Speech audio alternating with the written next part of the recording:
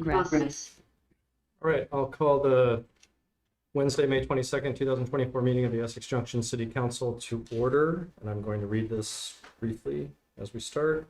In previous city council meetings, members of the public have made racist and anti-Semitic comments. These comments have disrupted presentations and were made during the public comment period. The city council does not condone such language and opposes it. Such comments are deeply harmful and are entirely inconsistent with our community's values. While it is not possible to prevent harmful speech during public comments, the council will continue to condemn such comments publicly. Are there any? There are some agenda additions or changes. Yes, we've got Good. a few. So suggesting that we move up 6E and F so that they follow the public hearing, the top of the agenda. 6G, the strategic planning. Unfortunately, we need to table that until the 12th because David, the consultant, has a family issue and cannot attend tonight. And then we do not need 6H. Okay. So E becomes B, F becomes C, and everything else shifts down. Say that one more time, because based on what I heard, it sounded like EF become AB. And I think you just said CD. Oh. Yeah. They're going to be, I'm sorry. Yeah, EF become AB. Yep. It's a good thing there's more than one of us here. That's what I meant. Sure. And then everything else shifts down. Glad we're on top of it. Anything else? I'll move that we accept the agenda as amended. Second. Great. All those in favor say aye. Aye. Opposed, nay. Motion passes. Great. Hi, Amber. This is the portion of the meeting where members of the public can bring comments or concerns to the city council. These can be on topics that are on the agenda or not on the agenda.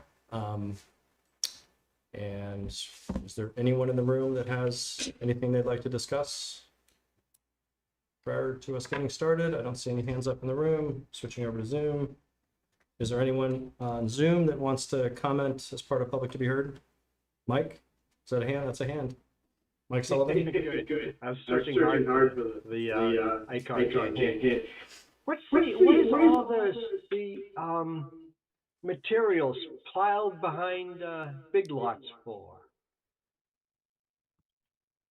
That is my understanding is that looks like it, without having firsthand knowledge, it looks like it's part of Burlington Telecom. They have a storefront in that. Yes. Okay, cool. But I haven't asked them. It's an assumption.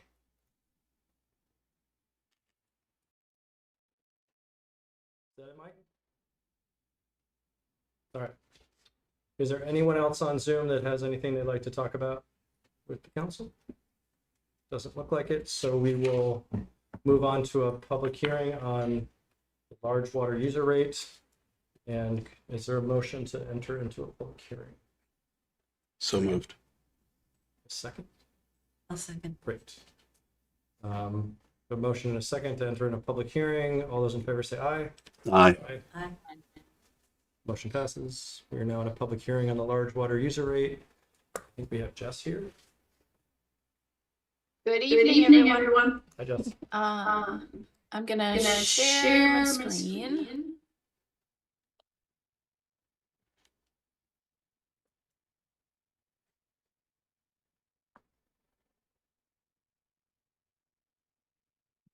All right, so this is the public hearing for the FY25 large water user rate setting. At this time, we also just make the public hearing about all of our enterprise fund rates. So it includes water, wastewater, and sanitation tonight. Jess, you're in the mode where we can see your next slide too. Let me see if I can change that. Things switched screens when there we go. How about that? Looks great. Thank you. Perfect. No problem. So the proposed FY25 combined rates for all enterprise funds, so this would include water, sanitation, and sewer, is an increase over the current year of 3.31%. So the average cost or cost to an average user would be just over $678 per year, or just over $56 per month. And whoops. There we go. The next slide is just a history of rates over the last 5 years. This breaks it out by enterprise fund. And then the total at the bottom you see here is the 3.31% increase. So on the water rate side, we have an increase of 0.04% or 12 cents per year for the average user. Increases on the water fund are a result of a 5.1% increase in the Champlain Water District wholesale rate. So we purchase all of our water from Champlain Water District and pass that rate on to our customers. And then the second is a $50,000 increase for capital within the water fund. In our wastewater fund, there's an increase of 5.75% or just over $11 per year for the average user. Increases in the wastewater fund are due to the increased cost of biosolids management, which we discussed at the budget presentation last time, as well as a $20,000 planned increase to capital for wastewater. The sanitation fund has a projected 6.53% rate increase or $10.36 per year for the average user. This is the enterprise fund with the largest increase due to the large increase in the capital contribution of $77,000. We also have an increase of $5,800 for TVing sewer lines in FY25. The large water user rate, the only customer we have right now is Global Foundries that receives this rate. There was an error in the warning for this meeting that the rate increase was 42.61%. That is incorrect. The rate increase is only 15.3%. And this information has been shared with and presented to Global Foundries representatives as well. The wastewater treatment wholesale rate. So the wastewater treatment facility serves not just the city of Essex Junction, but the town of Essex and the town of Williston as well. So this rate is what is charged to the town of Essex and the town of Williston for the treatment of the wastewater that comes from their communities into our facility. Proposed rate increase is 0.59%. Increases here, again, are biosolids management, that planned $20,000 increase to capital, and just a general 2.2% increase in the operating budget for the treatment facility itself. And that is all of the rates and presentation I have. I'm happy to answer any questions.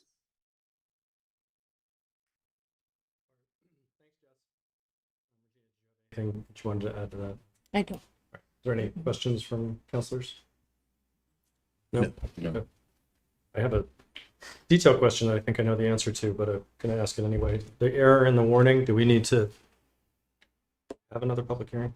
The rate itself was correct. It just was the change, and there's no specific directive in terms of what you have to put in these warnings other than the date and location of the hearing itself. So no, there might be a different thinking about that if we were saying something like the rate's only 2% change, in reality it's something different. But and in this case, the impacted party most directly was informed and they're aware of it. Yes.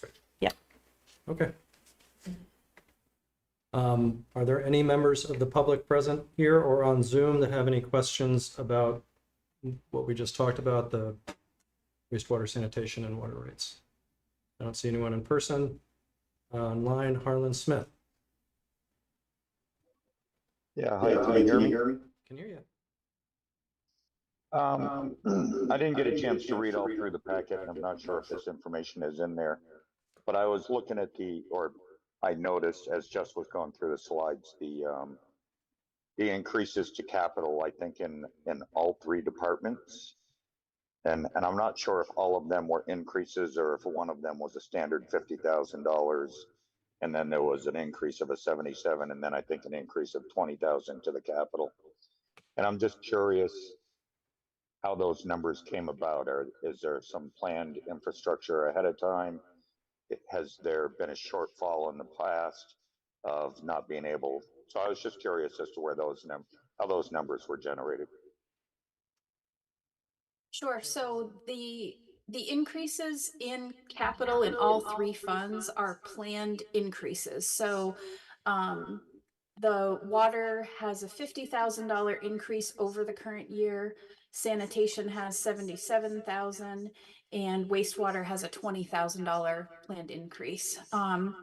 These increases are all based on the capital plans for each of those funds. So in our capital plan document, it's inclusive of the general fund as well as all of our other capital funds. The reason why the increase in the sanitation fund is so much greater this year than has been in the past and the other funds is that we found two things. The capital fund had been underfunded for the projects that need to happen. Combine that with the pump station upgrades that need to happen in the near future. And we decided to increase that transfer significantly this year in hopes to build enough capacity to be able to take on the debt service for those pump station upgrades. Great, thank you. Yep. Thanks, Arlen. Is there anyone else online that has any other questions for this portion of the public hearing? Does not look like it. So I will entertain a motion to close the public hearing. So moved. Second. Great. All those in favor say aye. Aye. Aye. Motion passes 5-0. We're going to close the public hearing and we can move on to discussion and consideration of setting all utility rates. So this is page 19 in your package, just so you can find it since we switched things around. And I can share that memo. Great.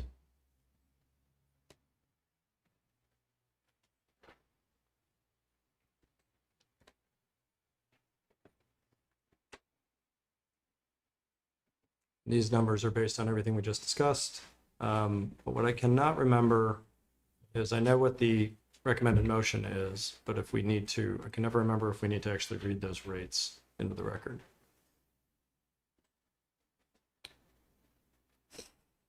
Happy to do so quickly. I don't think you've done that in the past, but totally up to you guys. I don't think we need to do it. We just had the public hearing. Okay. Yeah. So I would Yeah. feel Is there comfortable. any discussion about this item outside of the? Okay, no. Just looking online one more time to see if anyone. Not seeing any hands online, so anyone wants to make the motion listed? Make a motion to approve the FY25 utility rates as presented. Second. Great. Any further discussion on this item? Not hearing any. All those in favor say aye. Aye. Amber says aye. Motion passes 5-0. Great, thank you. And now we will move on to 6C, discussion and consideration of the West Street pump station replacement. I think I got that. Mhm. All right. And that's page 20 in your packet.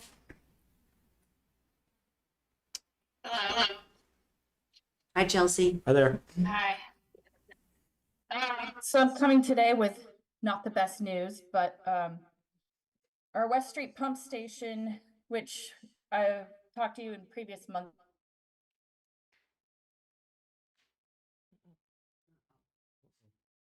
about, is approaching 30 years old, plus they're more fitting that station in the next 5 years. Hence the reason why Justin and I were figuring out how to get more. Oops. Can you still hear me? Yep. Okay, sorry, my internet just said unstable. Mm. I'm gonna turn off my video. Yeah, if you How about could- that? Sure, and maybe start that explanation over because we missed some of it. Can we make her louder also?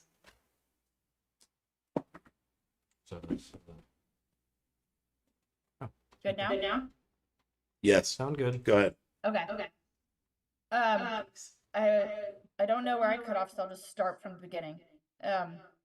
So I'm coming today to talk to you about West Street Pump Station again. I visited, I think, a couple months ago discussing about the retrofit that we are looking to do in the next couple of years and the need for a bond vote in the future, and how we need to investigate more ways to get more funds into the sanitation capital.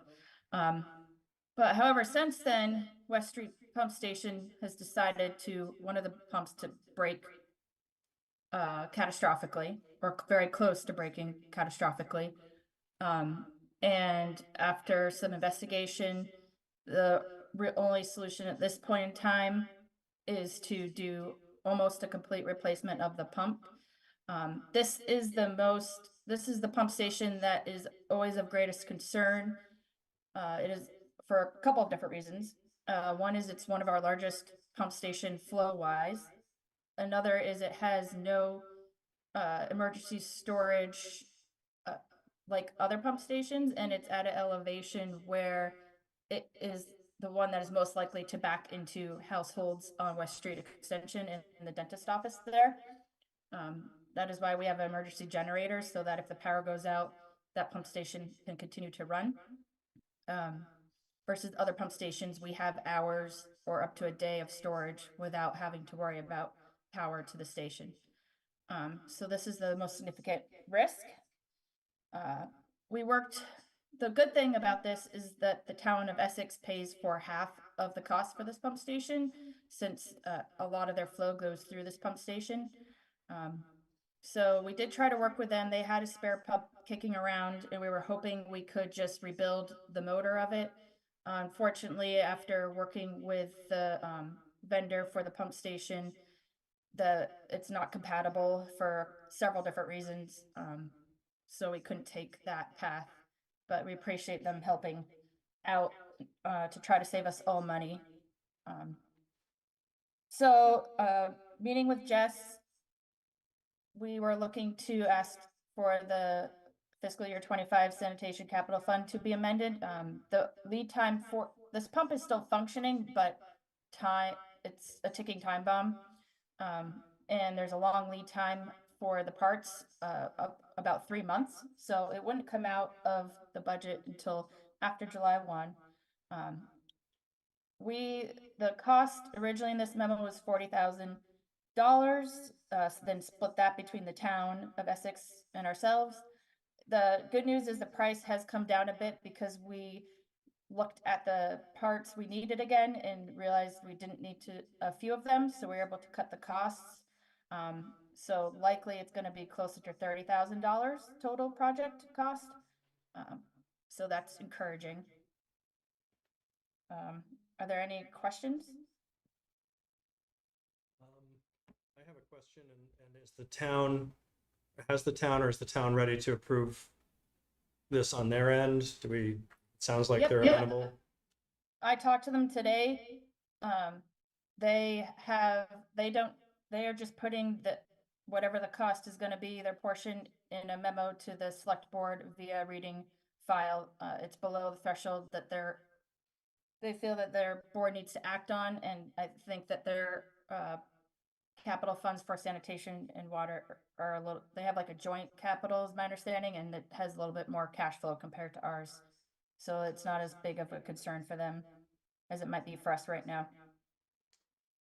And the only other question I had was, is there a redundant pump in this station if this one goes down? I can't quite.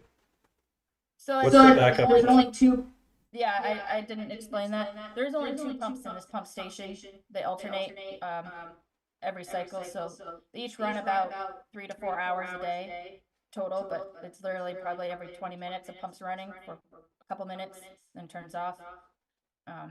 So if this pump fails, we only have one pump, and that is not allowed by state regulations as well.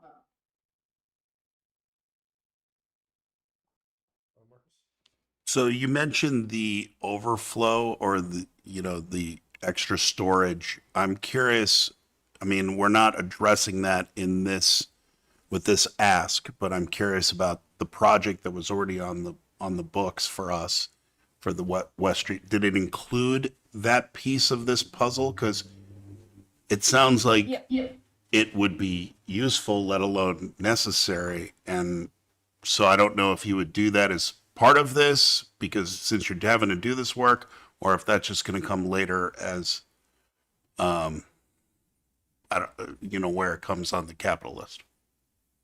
It's gonna be part of the retrofit of the station. It's already we're only at a preliminary level, or preliminary engineering study level. But through that study, it was designed to have an additional, what we call wet well installed, so that it will be 2 compared to the current 1. So it'll be additional capacity for the station and would provide that emergency storage.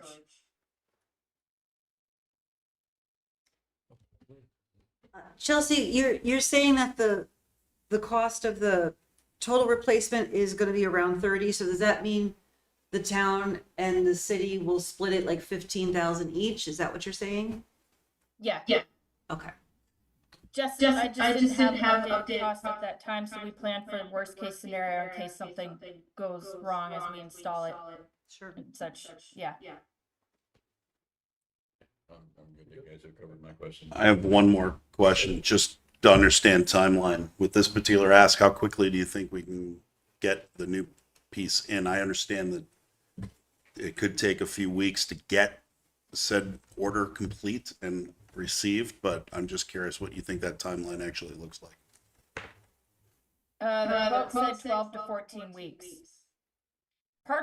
Some parts in the wastewater world are still impacted by COVID supply chain somewhat, and my understanding is they build this as requested. The vendor for this, yep.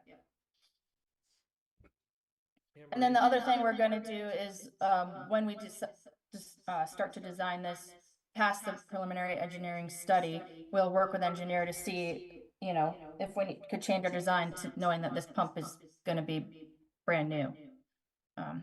So that's another path we're going to take. Great. Amber, did you have anything? No? Okay.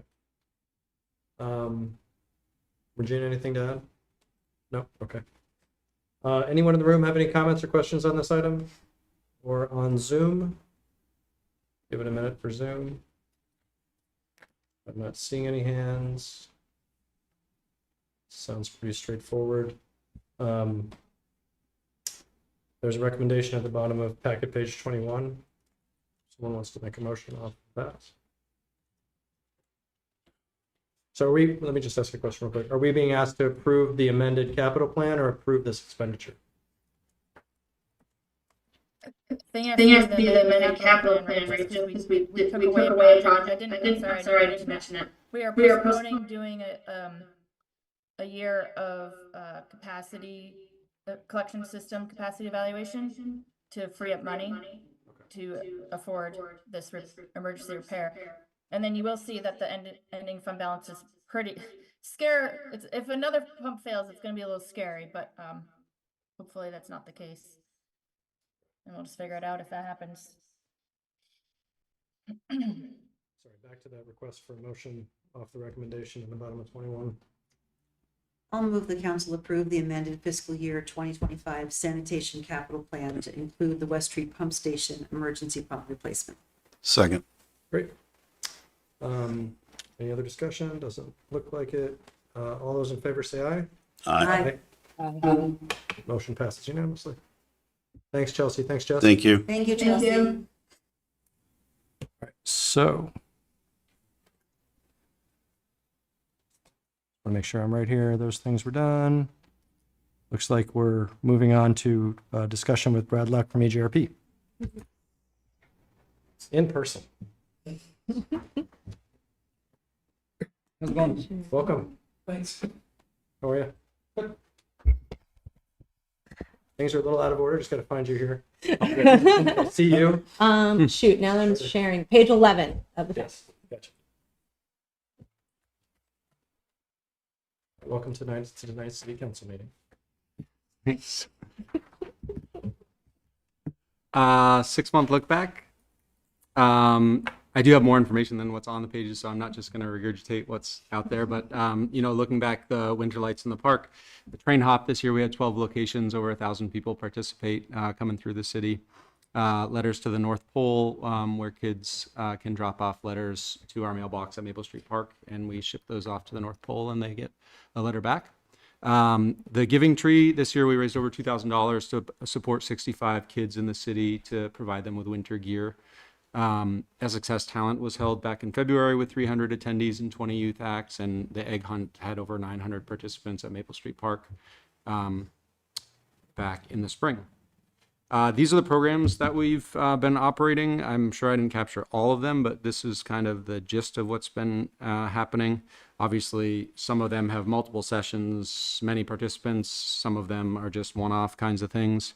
Our biggest things are youth basketball and our men's and women's basketball programs. We do a lot of that. We really have the full gamut of basketball. We go from ages 3 to 75 plus in some of our men's leagues. And we have a much more vibrant women's league now, which has picked up in the last couple of years. We have the rec basketball teams. We have swish basketball, which is a little bit more competitive element. So we like to be kind of one-stop shopping for people so that they can figure out where they are in that mix of things and age of things and find kind of what's best for them. We just returned from the 8th grade DC trip. I think it was our 8th trip. 63 kids this year from the city, all students from ADL, I believe. Sometimes we get some homeschoolers or something, but they were all ADL kids, I believe. A great trip, great kids, really great chaperones, great weather. It was a lot of fun. Spring running series was just happening at the park tonight. We've had 40 plus runners every Wednesday. That's been a great program that happens now in the fall and in the spring, and it's really grown over the past few years. Pat Ivory has done a nice job. He kind of changes it up. It's in between 2 to 5 miles each week, and it's a different course each week. And of course, the weather's different each week. So people seem to enjoy it, and it's grown over the last few years. We've been running the senior center, as you all know, since January. We've been doing that with part-time support, and I'll talk a little bit about what's next in terms of staffing for that. But now that we're no longer in the senior center because it's being prepped for the city offices while the city offices are being renovated, we are at the Holy Family Parish, which is just up the street, which is a very nice facility. And on Friday mornings, we're in the Colvard room at the library. I think you're all aware what we've been focused on is continuing to do what happened prior to January. That's been our primary focus with as minimal change as possible. And we know there's been change, right? We changed from the town operating things to the city. We changed from the town employee to a city employee. We changed now locations. So there's been a lot of change, but what we haven't changed is offering the same exact programs as they know them. They're still able to play bingo at the same exact times on Tuesdays and playing bridge on Thursdays and playing mahjong on Fridays. And, we've been interviewing candidates and just saying, for those who take this on full time, that the opportunities are endless for what's possible with seniors in this community in the senior center. I think it to be honest, is a great place to start because we're having to manage so few things that are existing, and we're just going to be able to add and augment and grow. And so we're looking forward to that. Rec Kids After School program, we're in 8 different locations, 400 kids daily. We do have 67 kids on the wait list throughout the city and town and Westford for that program. And as we'll talk later, it's a matter of space and staffing. Space being the primary issue. EJRP preschool has 2 classrooms. We serve 34 families over at Park Street School.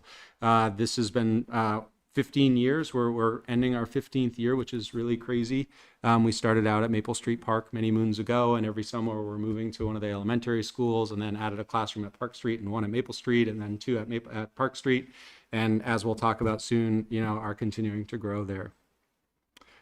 We've done a lot of work at Park Street School this year. There's been a significant transformation of the grounds and the building where, we just barely got access to the upstairs rooms, which had been occupied by the ACE, the Alternative Education Program for the high school, for the past several years.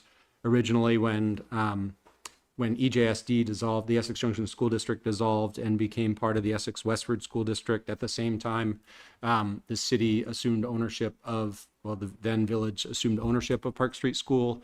We continued to have the ACE program in there for the last several years. They were only supposed to be there one, but I think it was either stretched to 3 or 4. They left last spring, and now they're in the Park Street location for EWSD.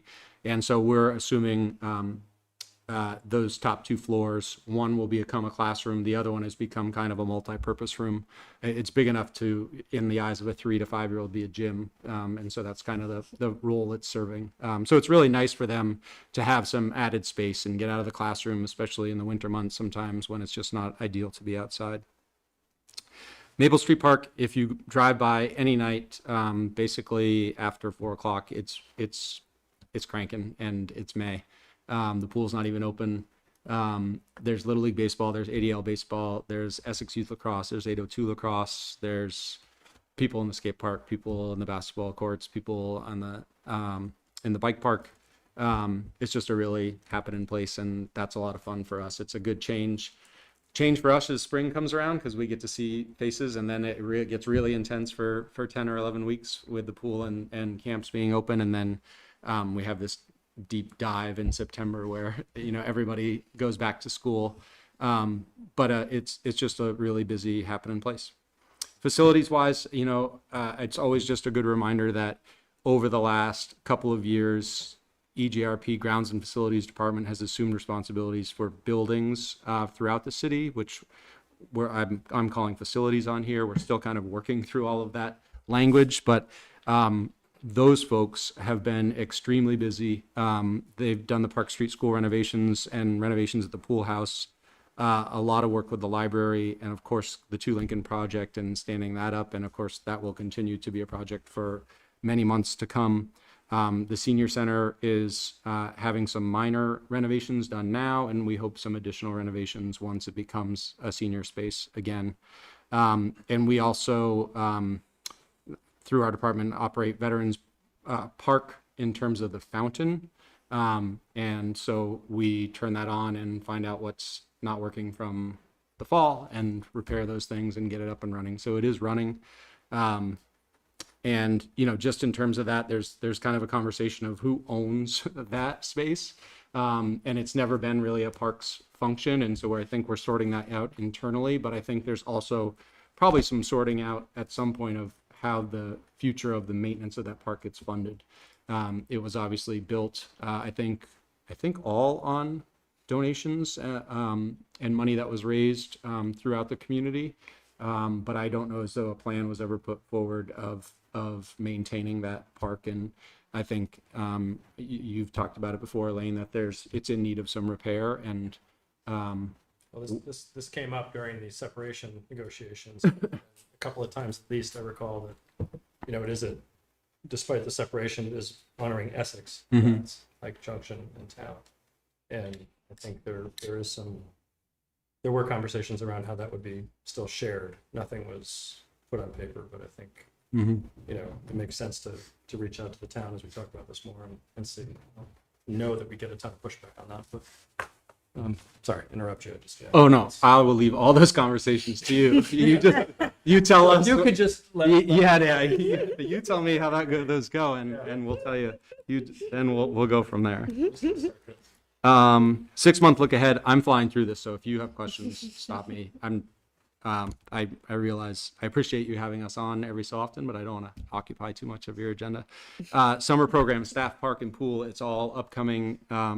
And if we think the park's crazy now, it's just weeks away from being ultra crazy. Actually, on Tuesday, the ADL kids will start their phys ed classes for the next 3 weeks. The last 3 weeks of school will be at Maple Street every day in the pool. So they don't know that we're crossing their fingers for them, that this 80-degree weather warms that water up by Tuesday. That's their job. That, yeah. The water up. Everybody's kid goes through Yeah. I know. water swimming at Yeah. the pool and ADL. It's a rite of passage. Arguments about It is. bathing suits. I'm glad that's the way we see it too. So, we do have, sometimes I talk lingo. Summer day camps, when I'm talking about that, I'm talking about a camp that's open all day from 7:30 a.m. to 5:30 p.m. So we have 636 unique kids enrolled in our summer day camps this summer. When I say unique, that means that's how many total kids there are. On any given day, there's about 410 campers. And of course, many of them are repeat campers over the course of the summer. But there are 636 participating over the course of the summer. We increased our capacity for Camp Discovery, which is kind of our version of Camp Maple Street in terms of schedule and happenings that takes place up on the EMS Founders Campus. We increased that capacity by 32 kids from 72 campers last summer to 104. So we're always recognizing where there's wait lists and trying to find those opportunities to expand and accommodate those kids. And this was a good example of staff doing that from last summer to this summer. 80% of our summer day camp staff is returning staff, which is an interesting stat. We've hired over 130 people so far for this summer. The vast majority in summer day camps, about 100 plus, and then 30 plus ish in the pool between swim lessons and lifeguards. And we are fully staffed.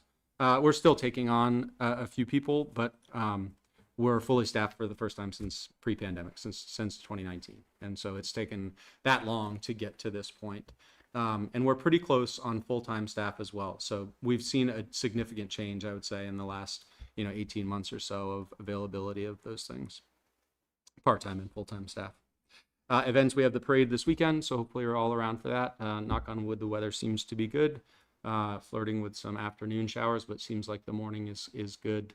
The pre-parade program's at 9:30 right out here, and then the parade starts at 10 o'clock, leaving St. James. The Pride Fest is back for the second year, which is also, it's only in its second year, but was a very large event last year, and we anticipate it being that again this year. And we're excited and happy to host them. July 4th, we'll be back at the fairgrounds, and of course, the last day of the pool at the summer is for the dogs, and that'll take place at the end of August. Sometimes we forget we have community gardens, and Not good. not me. No, I mean, sorry, the proverbial we. I think sometimes we get caught up in summer day camps and kids in Maple Street and pool, and we forget about the ancillary and things that we do off-site. So we do have community gardens. The vast majority are at West Street. Awesome. I have a And- plot and finally. I'm so happy. Water's there. Yep. Yep. It's fabulous. There's Love it. also some at Meadow Terrace up by CTE. But we do have both of those, and they're very popular. They typically have long wait lists. So interrupt you, one of my Yeah. questions, because we'll just start interrupting. Are there, I mean, I can't think of any except for maybe slightly unused portions of Tree Farm, but are there any other places in the city we can be doing more of that? I've heard the wait list, I mean, the popularity just seems to be growing for that. It's I don't been know, a significant capacity wait to- list. Yeah. My understanding, I'd have to go back to staff, is that I think almost everybody, I think the wait list dwindled a lot this year. I think Yeah. what happens is people, you're allowed to keep your plot from year to year unless you choose to give it up. And so I think we've had a fair number of openings this year, which allowed us to get people on the wait list. The way it starts also in this early spring is we put anybody who calls who's new on a wait list. So everybody's told you're on a wait list, and then we kind of peck away at it. People that are looking for those plots, just call down to Maple Street. Yeah, exactly. They just call us. Want to make sure that they know, because I have a lot of new neighbors, and they drive by and they're like, those are great. Yes, call down to Maple Street and they'll put you on the list. I can't tell you how many years that's going to be, but Yeah. Yeah. yeah. So I just want to make sure that that's out there, that they know they can call down to the Maple Street phone number, Absolutely. and you'll take care of it, get them on a list from there. Yeah, so it's something we're looking at, Raj. There could potentially be more more plots on that state property if they were willing to free it up. There's a lot of unused space there still. It wouldn't be in that front area, but if you think back, once you get into the buildings in the dog park area, there is a lot of other space. But at first, early this spring, that's kind of the pedal I was pushing with staff is, all right, we can't have this long of a wait list. Where can we find space? And we seem to be about meeting demand Okay. at the moment. Great. Yeah. Super. But it's an important point for people to always put themselves on a wait list when we're offering them, because it tells us where demand is. And Right. sometimes people are like, no problem. But you don't have to pay to put your name on a wait list with us. And so it's helpful for us to see where the gaps are. We had 24 people apply for the program director of older adult services. We've interviewed 4 in the last 2 days, and we are working on next steps in terms of what that will look like for finalists as to whether there's another round of interviews. But we do feel we have, within those 4, we feel we actually have a few viable candidates. And so we expect to make that offer probably 2 weeks from now. Great. Yeah. Fantastic. When do you, so with everything going on, do you make the offer? You're expecting a start date shortly thereafter? Yeah, as soon as they're ready. Or just get rolling and start developing stuff as possible? Yeah, I think, our plan originally, if we go way back a while, we were saying, well, we're not going to hire somebody till that reopens, and we thought that might be in August. And that's not obviously happening. And so we've talked and had conversations that we can't wait that long and be in limbo. And so we're going to bring somebody on without a dedicated senior center space, and they will just need to program in other community spaces. And so we can continue to use the church for those things in the cold board room, but multi-purpose room, it's nice out for the next, several months, do some outside activities.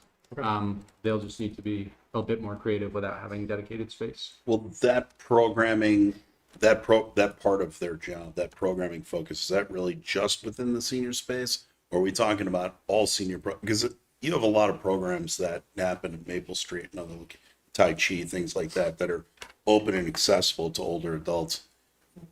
Will this individual be working on that kind of programming as well, or just the senior space?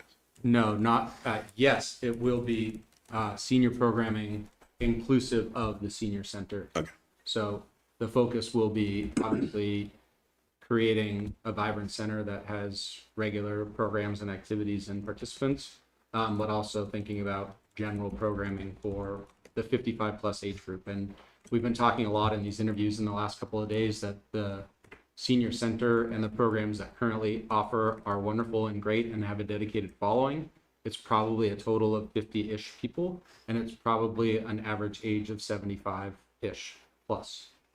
So there's a large market of folks who are in what we know today to be older adults, but in probably looking for different experiences than those that we're currently providing for older adults. That's great.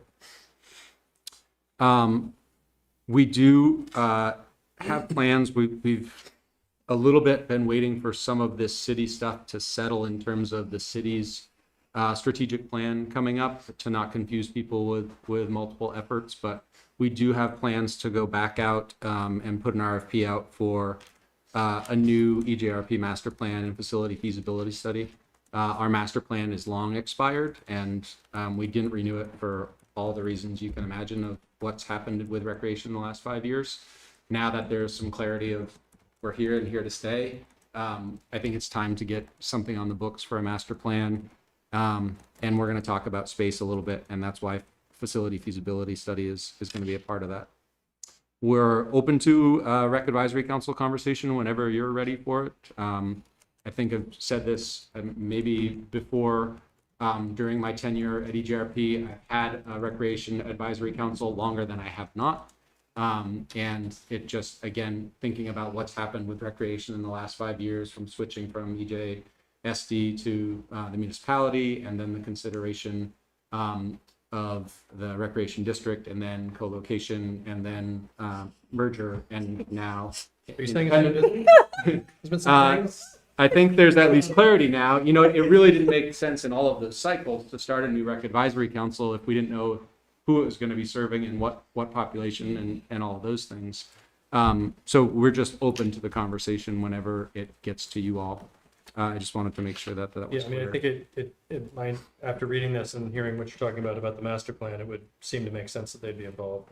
That, Yeah, at least on first blush, that, but I think, we are about to get the strategic plan results, and how we process that.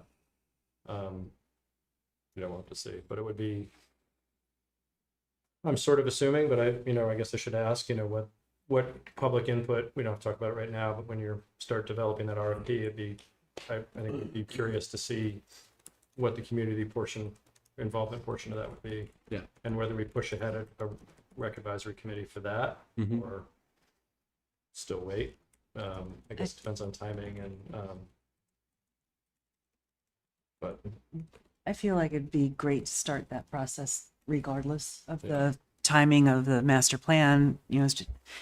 There's always a reason to wait. And we've been wanting to do it for quite some time. I think we need to do it sooner rather than later. Agreed, and I think that committee could also, if we stand up sooner rather than later, they might even be able to help participate and give some instant feedback to help Exactly. the RFP process. Right. So get them ahead of it. It's going to take a little bit of time to first get them on board anyway, get them together, figure out structure and operation moving forward. So Yeah. we should do that before, in my thought, let's do it. Would it be possible, Brad or Regina, to share with us the founding documents of the Rec Advisory Council in its past incarnation so that we can understand whether we want to just reuse that or update it in some way, and we could get some, Yeah, I think get a Brad, job you've description? shared those with me before. Yeah, So yeah, we can that'd be great. get those to you for sure. yeah, I'd love to see, I don't know if past efforts included any youth numbers Mhm. and how that all works. Yeah, I think so. they did. Anyway, yeah. Yeah. I agree with the logic too. I mean, to have that council in place and be launching this effort to do a new master plan would be really helpful. It's going to take a similar, the effort's going to be similar to what the strategic plan took. That there's going to be surveys, there's going to be charrettes, there's going to be opportunities for people to come to meetings virtually, in person, to do some interviewing and we'll have a consultant lead that process, but it certainly helps to have more bodies in the room, especially those who are connected in the community. So, I don't know if you go to the park, you would have realized that the large cable net structure that we had, right, kind of the first piece of playground equipment that you walk in, got destroyed by a large tree this past fall. And so we do have an RFP out for a new structure that's going in there. So that'll be coming your way soon. At the pool, in our capital plan, we have replaced the diving boards and the ADA lift. And the guard room looks really nice. Not that the public is in there that much, but it has a much better function for the public. And again, that's back to the facilities buildings guys. They've been doing some really great work. We're really excited about, we have people counters at all three entrances at Maple Street Park now. So we'll be able to have some real data as we come to, thinking about budget time and times like this where we'll be able to tell you how many people walked in the park at any specific event, at any certain season. And so we're excited about that. I think we always say we're busy. We had a lot of people, the parking lot was full, but we'll actually be able to tell you how many people walked through the gate. So we're excited about that. The benches out front at Maple Street are being replaced, so you might see those change. There's some new signage going up at the park. As you all recall, we changed the ordinances and dogs are now permitted in the parks on leash with some restrictions. There's some dog-free areas.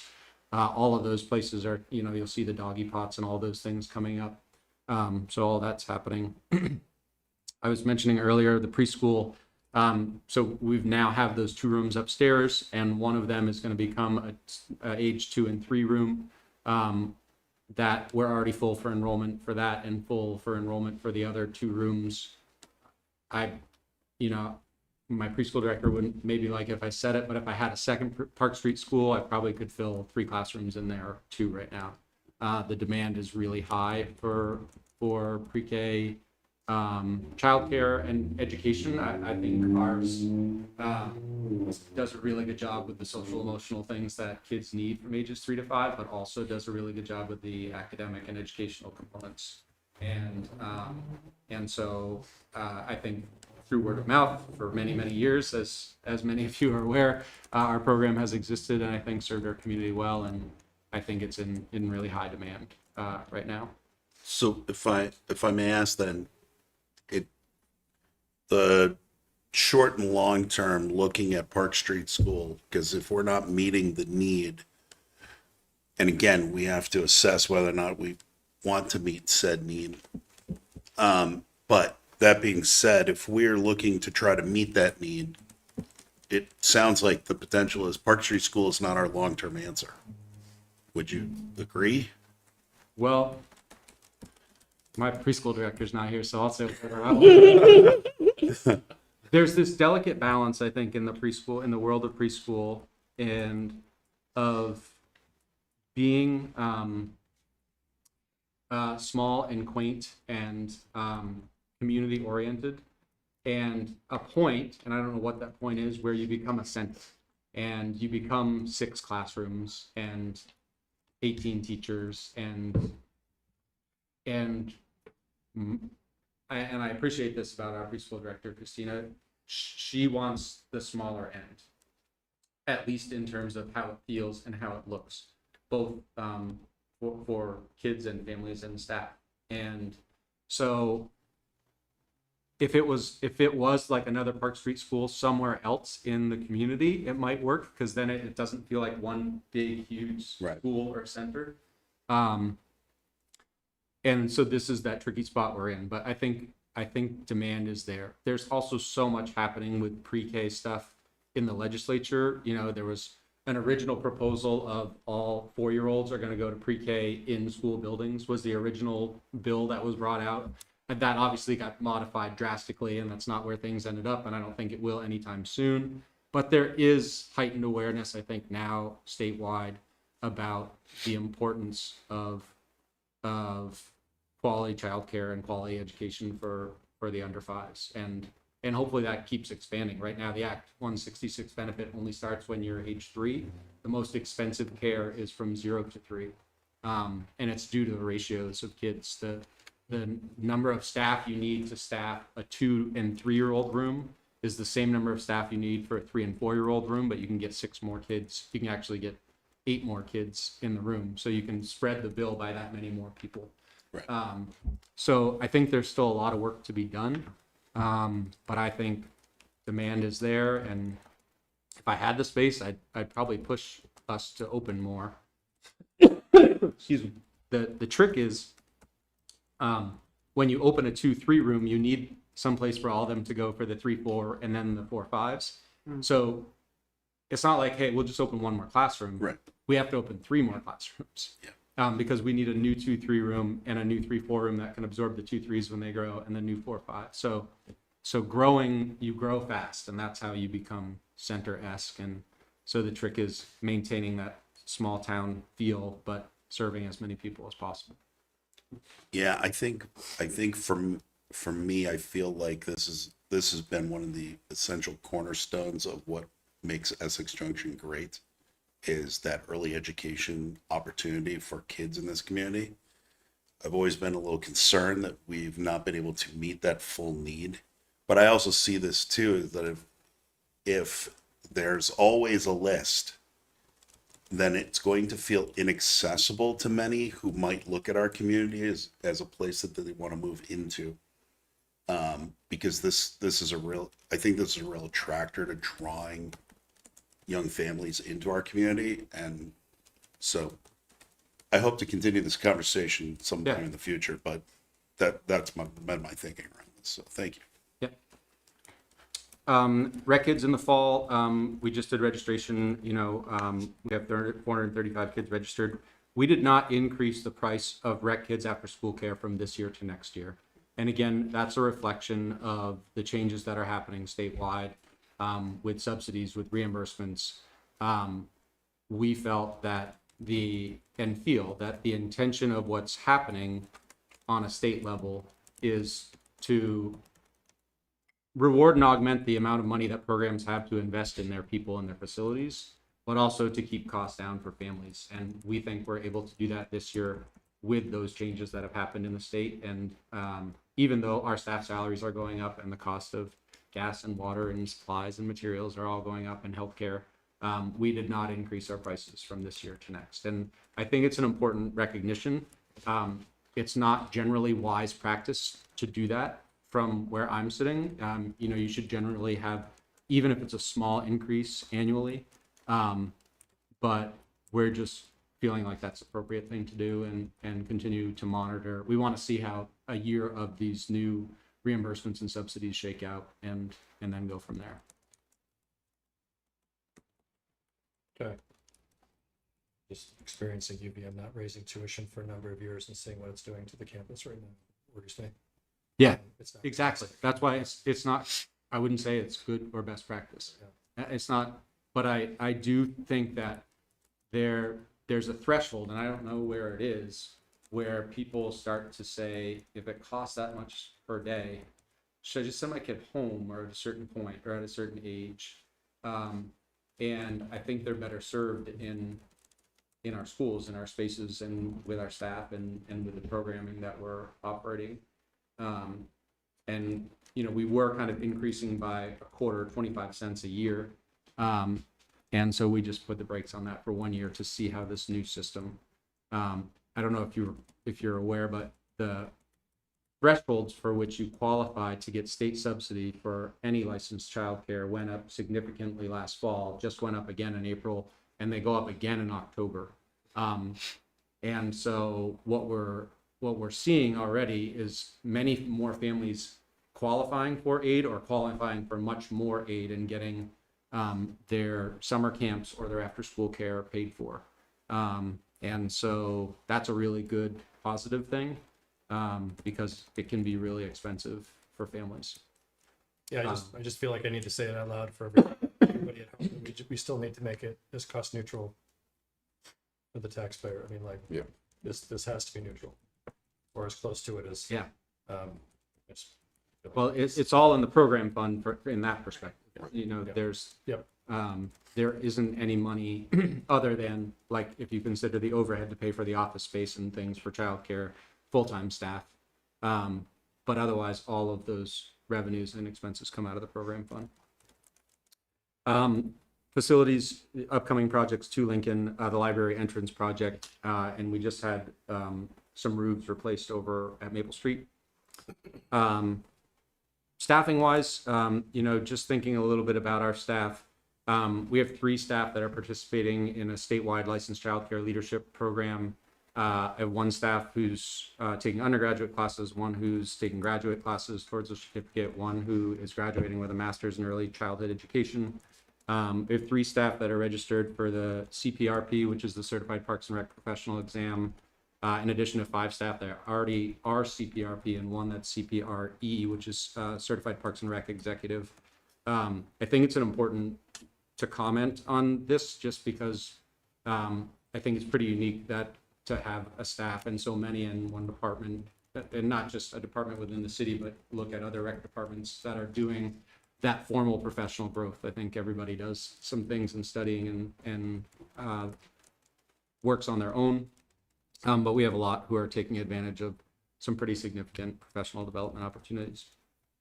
Lastly, anything you should know, our courts are in rough shape, and I've been here for a while, so you can put part of the blame on me. It's a court systematic. We need, an assessment and to figure, we probably have some hard decisions coming up. The tennis court at Maple Street is not in good shape. And the basketball court isn't as great either. The skate park's okay. We can continue to resurface that. At Cascade, the tennis pickleball courts are the same as Maple Street tennis. It needs a full replacement. And so, what a facility feasibility study will also tell us, and a master plan is, basically with a community this size and how many tennis courts really are appropriate. and you know, we're 4 square miles. You can get to tennis courts pretty easily. The ones at the high school are quite nice. So really assessing, like, do we need to replace the ones at Maple Street and at Cascade? Or should we select one or the other as the place for those to go? But I don't think we can continue to sustain both of those courts. And you know, what normally happens is you resurface them, and it's $30,000 to $40,000 to do that, for example, at Cascade. And you know, you paint over and put all new product on the top. The problem is what's underneath, and it is just, it's cracked beyond repair. And you can't just pour another 3 or 6 inches on top of it, because still the base is going to be cracked. And so we're just at that level where we need significant change. What I feel bad about it is that there's no easy way to make that look nice in the interim. And so, you know, we're to be just completely straightforward. Like, we've been talking about, like, making the tennis court at Maple Street a parking lot, for example, just because we can't continue to use that as a tennis court with the underlying surface that's there. And so we just need to, and as long as it looks like a tennis court, it doesn't feel great to drive by or park and walk in and see a tennis court that looks like that. So we're aware of it, we're working on it, and there's no immediate solutions. If I could just pipe up about Please. Cascade, the heavy usage of Cascade for pickleball is, it's insane. Yeah. And it's not just Essex Junction, like there's a whole system of park reservations. And so folks are literally reserving spots at Cascade and other public parks on an online system. And so putting that out of commission would be a problem. They're still using it, but like the higher level players don't use it anymore because it's not. And I've actually, I hear a lot about this because I have a family member who's heavily invested in pickleball.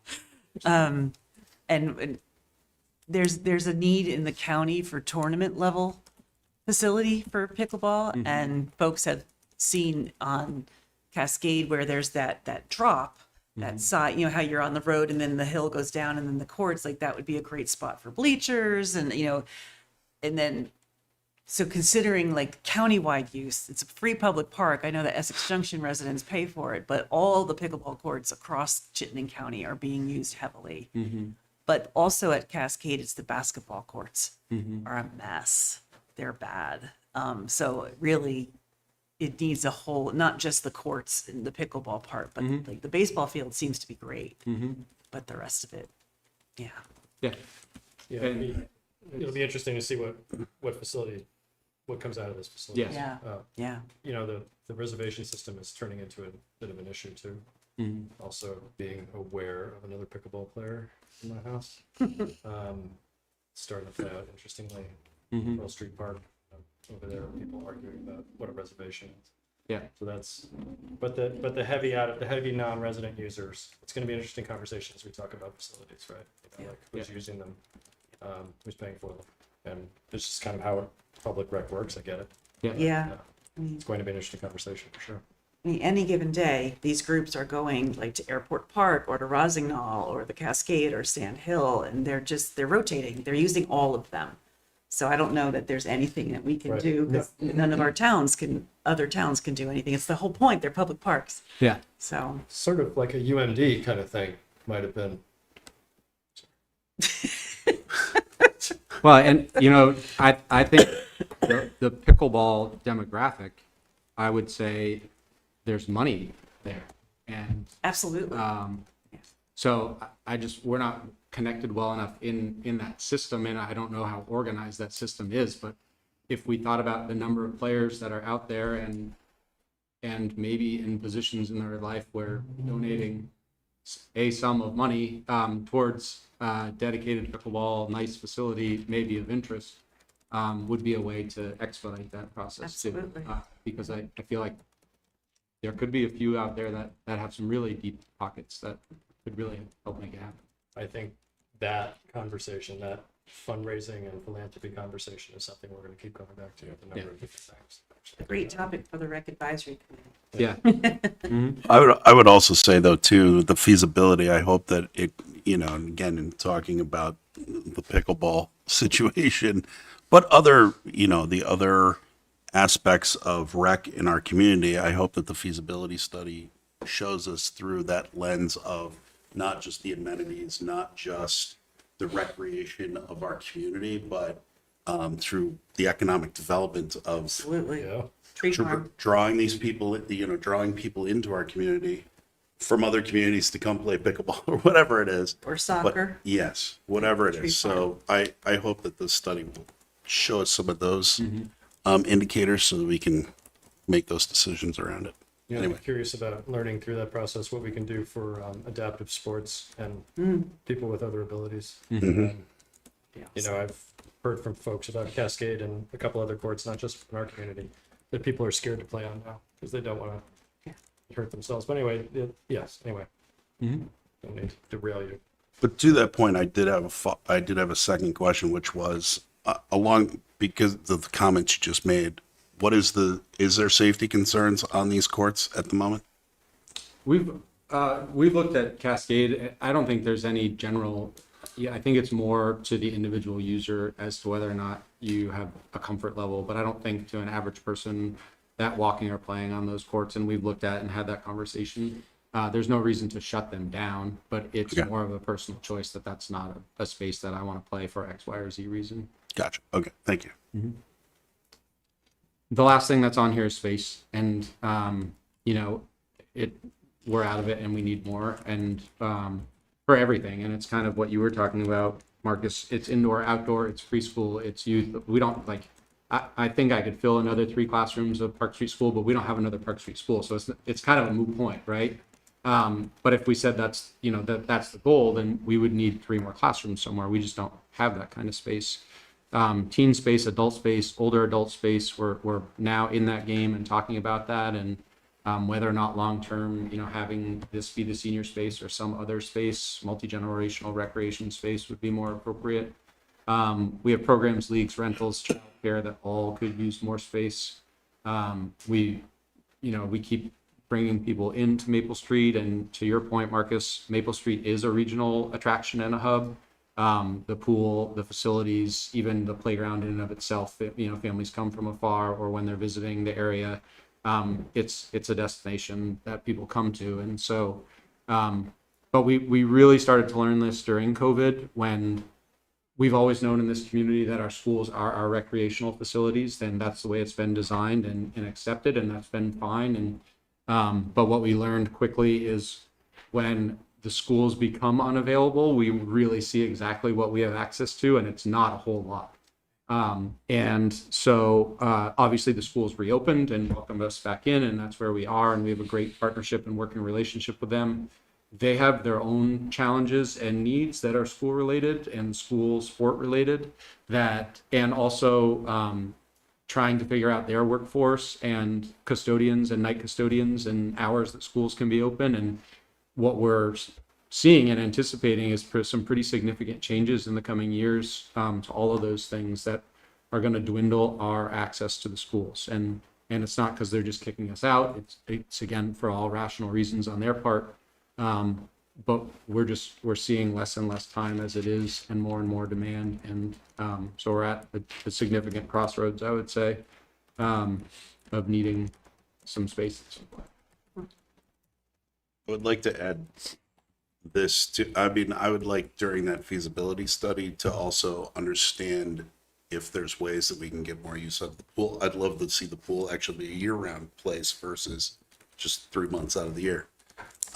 Marcus, That you put me down for that. That's fine. I said it. no bubble. I want the glass room.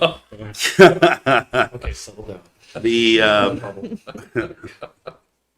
The other thing too is around particular events. Again, as you said, and we've all seen and experienced, Maple Street Park truly is a gem in our community. Every time I go there, I'm jealous that I wasn't a kid living in this community, because this park is so much better than mine. But having events like the Memorial Day Parade coming up, the Halloween event, the Christmas lights, all those things that, again, I see as economic development opportunities as well as enhancing our community. I wonder if at some point we can have some thinking, discussion, something around how we can enhance these events to make more of it.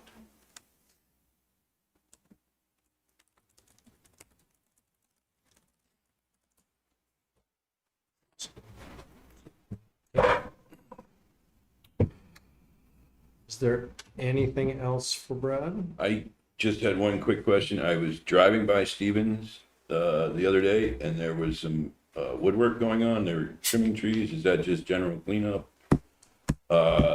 Chipping trees, and so curious. It's just right at the entrance. I don't know if there was something that's just general upkeep and took care of the entrance and brightened it up a little bit. But I didn't know if those. If there was anything else on the plate for that area anytime soon as we. So you're happy about it? Well, I don't dislike it. I'll put it to you All right. that way I because suspect now Harlan's trying to answer. as I'm hoping Harlan's on this. and I'm sure he is. As I drove by this afternoon after school pickup, the sun was hitting the Stevens Park sign just so Nice. that for the first time in forever, Caught your eye. it caught my eye. Caught your eye and you were smitten. And so I said, and there were still some wood chips around, and I said, well, look at that. So I just was curious. It's good to see because the last time I was through there, it was cold and brisk, and there were some widowmakers up in the trees, and so I'm assuming it's just part of the general cleanup, but I didn't know if there was a grander plan. Yeah. At work. Two things. One is I wish I knew what happens in all of our Parks and Rec world every day, but I don't. Yeah. So if Harlan is on, he could answer that Harlan question. has his hand up. Oh, look at that. I think Brad would love for you to answer that question. But I would say, and remiss not to say earlier, we've been expanding the pathways at Maple Street Park, and I'm there quite frequently in the evenings, and they're much more connected now, and we haven't measured the loops that you can do, but there are all sorts of people walking, running, biking on those. They're on their phones while kids are at practice. You got to burn 45 minutes, and people are out doing their laps. I miss my summer T-ball games at Maple Street Park. Yeah.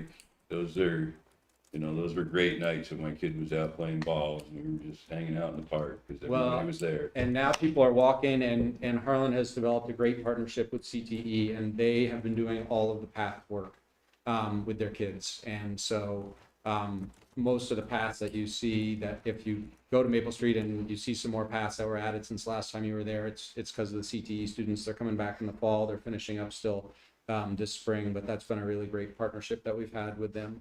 But just to your second point, and then we'll let Harlan answer, is part of that facility feasibility study needs to look at a plan for Stevens Park. And maybe the study won't give us that plan, like we're not going to get something drawn up, but it might tell us a little bit about where that falls in our priority list of addressing. To be frank, for many years, we have not done anything really with Stevens Park. We were a little bit on hold and kind of asked to be by some previous administrations to excuse me, kind of sit on that property a little bit with some thoughts and intention that maybe it could be used for another purpose, sold for another purpose, developed for another purpose. None of these are coming to fruition for anybody who's freaking out and as a neighbor abutting Stevens Park, but those were just some concepts that were being batted around, and rather than have us invest into the park while those concepts were being vetted, we were kind of told not to. So we really haven't done anything with Stevens Park. I think the nice thing is for anybody that lives around there, there is a park within less than half a mile for you. Cascade Park, Hiawatha, Summit Street School, in terms of accessing green space and playground space and all of those things safely, that can be done. But certainly it doesn't excuse that there, I was just going to say my property abuts Hiawatha, and the amount of people that are out there in the evenings and the weekends, it's amazing. So there's no doubt a need for park space, and it gets used everywhere, and it's nice to see. Yeah. It's always good to see, young families out pushing their kids on the swings or going down the slides, those types of things. So like I said, it just happened to catch my eye that there was some stuff happening there. Yep. And so I was just asking on a bigger level what was going on, and if it was just general maintenance, and it sounds like it probably was. Harlan, do you want to just jump in and settle this? Yeah, I mean, it's kind of general maintenance, as Brad said, that we've kind of been on hold through previous administrations. And he has also mentioned that we've developed a relationship with CTE, and I always get the names of the two divisions that I'm working with wrong, but it's part of the forestry division, and it's part of the I call them the road builders. Those are the people who are the students that are learning how to use the equipment and build roads. They're doing it by putting pathways in our parks. That work that you noticed recently, and actually I think Elaine had brought up the trees that got blown down over at Cascade. So the forestry division, we've worked with them. They've cleaned those trees up that were blown into Cascade. And they were able to do that in less time than they thought they were going to need, and asked me what else I had for them, and I brought them right over to Stevens. And we'll continue to allow them to work within our parks and teach their students there. And as far as Stevens, they will continue to go in there and they'll do some tree work. And to be honest with you, if we get all the pathways completed over at Maple Street, we will probably touch up that path going through Stevens until the feasibility tells us exactly what we should be doing with that park. But I'm aware that park is neglected, and it's something we definitely want to take care of, but we definitely want to find or be given a direction. So we are just trying to maintain it, and we're allowing our students to learn trades by coming over and taking care of it for us. So we're very excited about that relationship with them. My son attends CTE in the engineering and architecture program. So what a great asset to that community, and the fact that you're taking advantage of those programs and getting those guys out and getting them some skills. And I think that's absolutely fantastic. So I just want to say that. Great, thanks. Anything else for Brad? Doesn't look like, is there anybody in the room or anybody on Zoom that has any questions about this topic or comments they'd like to share? Not see anybody in the room. Mike Sullivan on Zoom. Hi, Mike. You're muted, Mike. There you go. Seems like you have a perfect storm there between pickleball need and needing to do something with the Stevens Park. Boy. Now you're starting. Championship indoor pickleball tournament facility. There you go. I think one just opened up in Southborough. Yes. It did, but it's There's- very expensive to be having. Maybe we could reach out to Williston, because there's a lot of old Bed Bath and Beyonds that are being converted to indoor pickleball courts. Thank you, Brad. Thank you. Appreciate Thanks it. very much. for your Thanks, time. Brad. We always love a good conversation about rec. Yep. Micah, would you join us? We're going to talk about the Bike Walk Advisory Committee. Get an update from them. Thanks for waiting. Very patient. How are you? Doing pretty well. How about you? Good. Looking for the general update from the last year. Is that right? Yeah. So what's been happening? The big thing is we finally finished that monster list of RRFB installs, our crosswalk blinking lights, for a more universal term there. Great. Yeah, so we had been hoping to install that last one at Central in Lincoln due to like near the hill to the school there. Oh, yeah. Due to some limitations physically, we were talking with Ricky and we had to move that and do it at Lincoln and North instead for the final one. So just a bit up closer to like the high school crossing, you know, where Okay, yeah. Yep. like where North Street crosses those railroad tracks. Yep.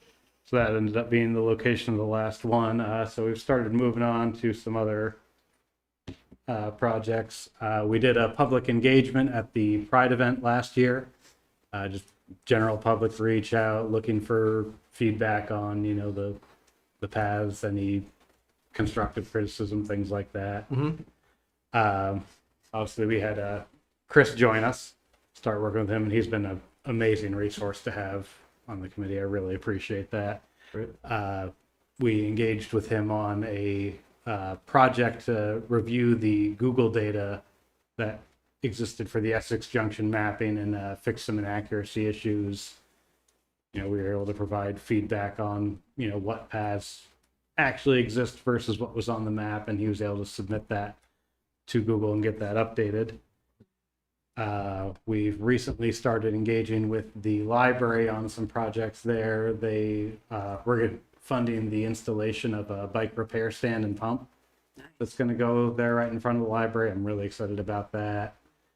There's also a subgroup in the committee working on, a bike education day. Great. So, kid safety, things like that, Yeah. Introduction to the repair station, that sort of stuff. We're picking up a small stock of bike racks that we'd be able to use on public property, and we're also considering what it would look like if we were trying to incentivize some private property areas to install bike racks. Possibly kind of a we cover half, you cover half, and you handle the installation, future maintenance type thing. It's kind of how we got the Jake Tran and Nest helped with half of the first bike repair station, or the bike repair station on Main Street. Yep, exactly. Yeah. In addition to that, we're starting up process of developing kind of a bike rack inventory of what we have on public property and kind of, what bike rack is it, what state is it in terms of repair, rust, that kind of thing. Is it the form of bike rack that we'd like to have, or is it, kind of an old, what Rick used to call the wheel breakers? Yeah. Then we've also started, actually not started, we've been working with some UVM students on their capstone project. And one of the things they selected was reviewing the Grove and North crossing. We have that intersection, again, right back to North Street. North Street doesn't have any stop sign on it coming over those railroad tracks. And we have I would say, exceptionally long crosswalk in that same area. Mm-hmm. I've gotten a couple complaints about it just anecdotally from the public. It's one of those areas that's not as high traffic throughput as what we'd usually throw an RRFB on, another blinking light. Blinky light. Is that by the? That's by the VTrans numbers again. That might still be a potential. Is that over by the high school entrance, the back? Back entrance. Yeah. That surprises me. I mean, that's a pretty heavily, certain times of day. Yeah. Three At times times, a day. I think Very it's busy. yes. At certain hours, Especially it is. if it's speed. I think when you look at the VTrans numbers on overall road usage compared to, Lincoln, Maine, those ones where we have the other crossings, it's Yeah, but they've got to be substantially able to different. adjust those for. Yeah. Oh. Anyway, Yeah. I think we've basically identified this as a somewhat, suboptimal intersection. So we kind of reached out to them and said, hey, what can you come up with? We've also done similar discussions with Locomotion.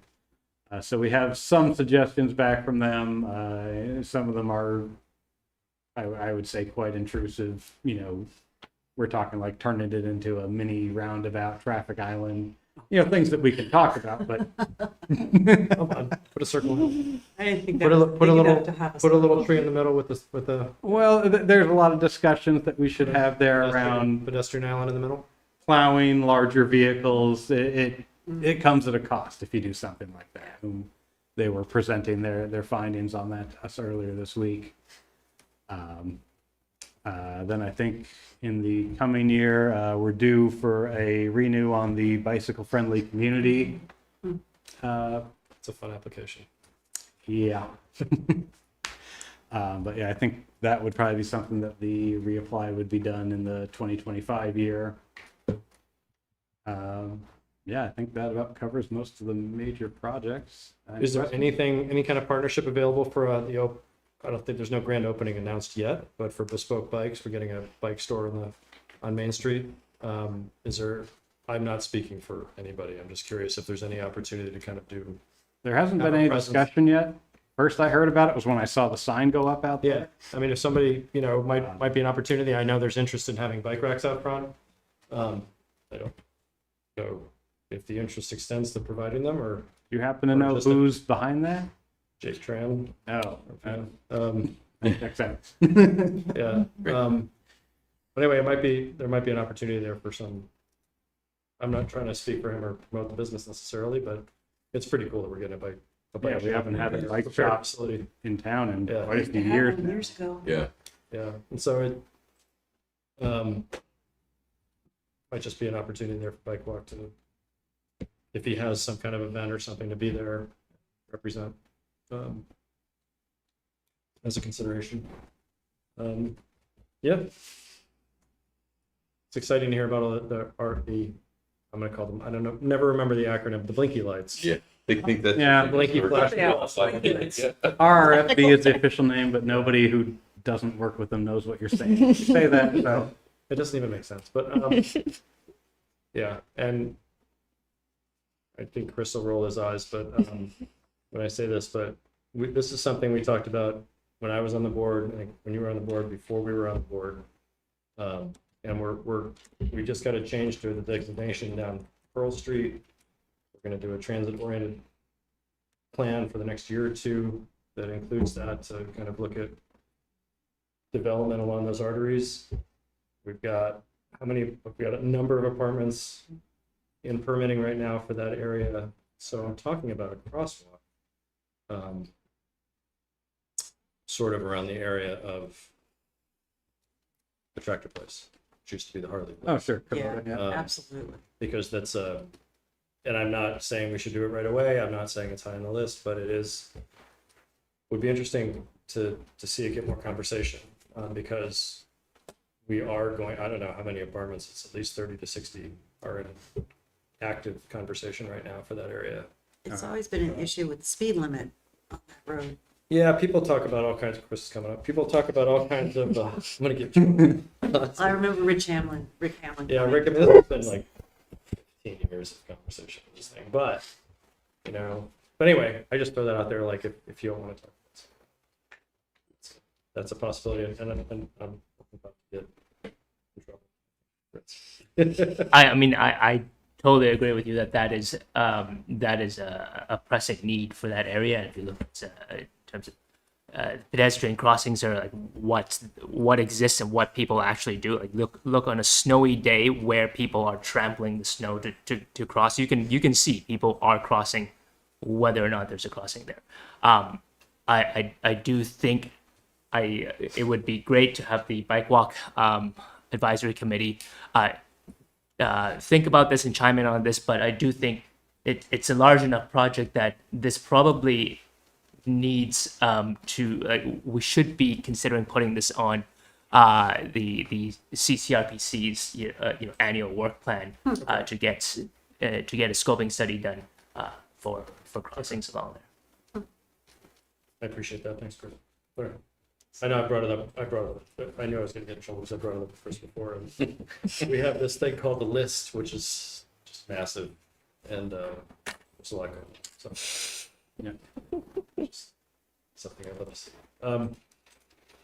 But I've heard people are heard from the bike walk committee, and seen some of the work. So appreciate what you all are doing. Thanks. Any other questions, Marcus?